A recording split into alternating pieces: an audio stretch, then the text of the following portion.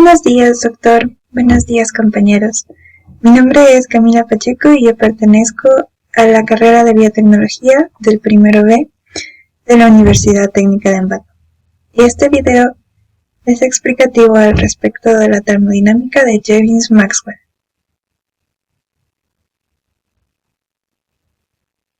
Como primer punto, vamos a ver los contenidos que vamos a ver. En estas diapositivas hablaremos sobre los contenidos de qué son las relaciones de Maxwell y cuáles son las aplicaciones de las relaciones de Maxwell. Empezaremos hablando de qué son las relaciones de Maxwell. Las relaciones de Maxwell son un grupo de ecuaciones termodinámicas derivadas del teorema de Clausius y de las definiciones de las potenciales termodinámicas. Fueron creadas por el físico James Clerk Maxwell, y estas son capaces y aquellas que se relacionan con las derivadas parciales del volumen, la temperatura, la presión y la entropía. Se obtienen a partir de 4 ecuaciones de Gibbs, que son las siguientes. Empezamos con esta y esta, en donde aquí podemos ver que el diferencial de U será igual a la temperatura por la diferencial de la entropía menos la presión por el diferencial del volumen. Aquí podemos ver que el diferencial de H será igual a la temperatura por el diferencial de la entropía más el volumen por el diferencial de la presión. También hablamos de las ecuaciones de Helmholtz y Gibbs. Esta es la de Helmholtz y está expresada por este símbolo, que significa U menos temperatura por entropía. Y esta es la de Gibbs, que es igual a H menos temperatura por entropía.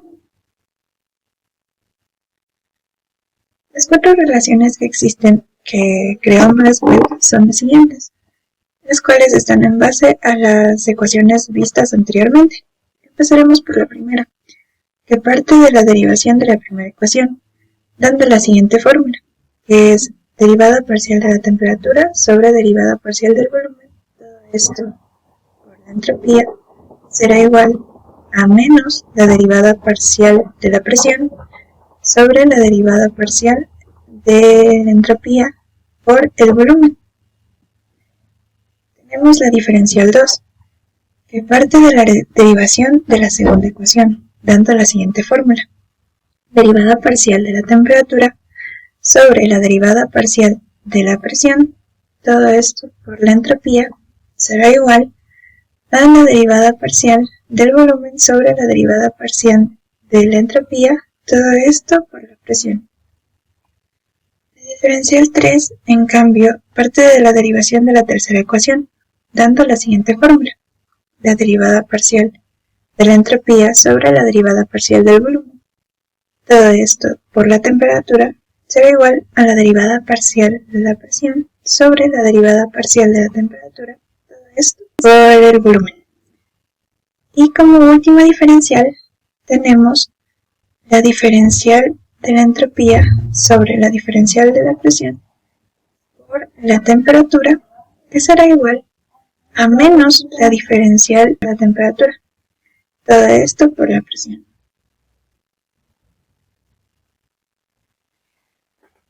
Empezamos a hablar del segundo punto, que es cuáles son las aplicaciones de las relaciones de Maxwell. Y para este punto encontré 3 aplicaciones que generalizan los conceptos, los cuales son los siguientes.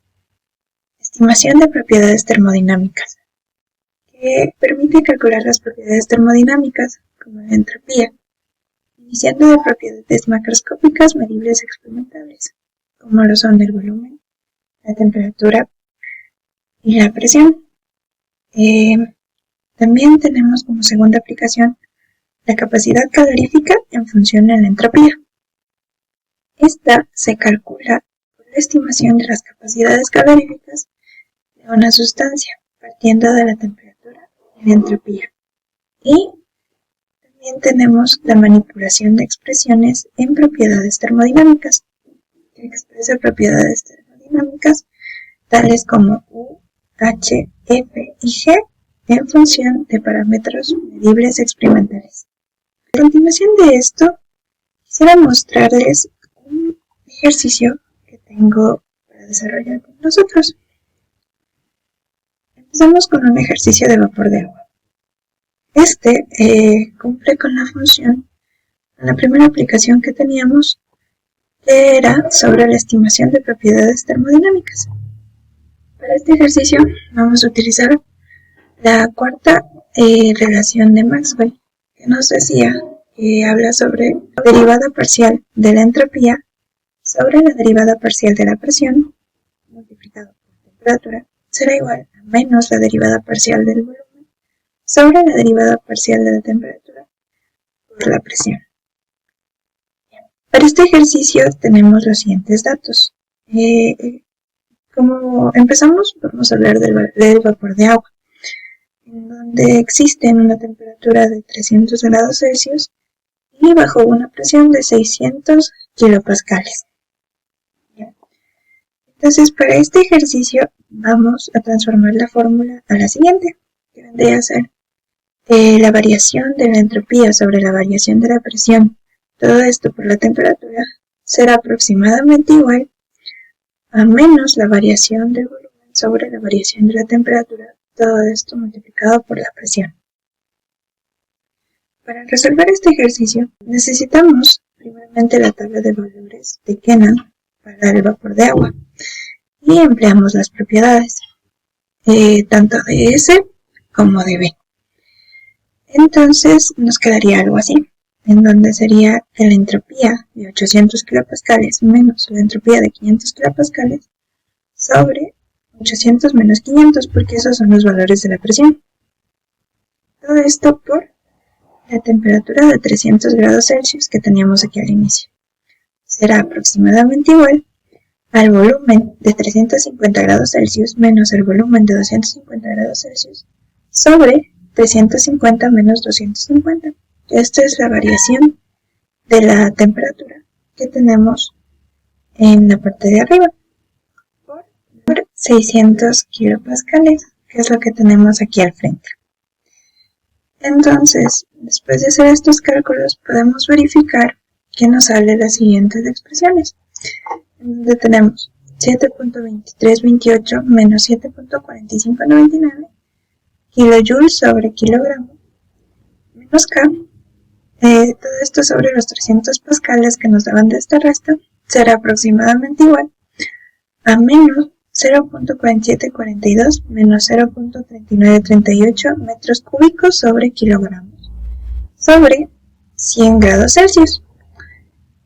Esto nos da en valores de aproximadamente igual, puesto que usamos los valores de la variación.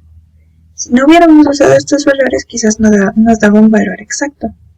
Pero al momento de utilizar esta fórmula, ya pasamos automáticamente a usar los valores de aproximadamente igual.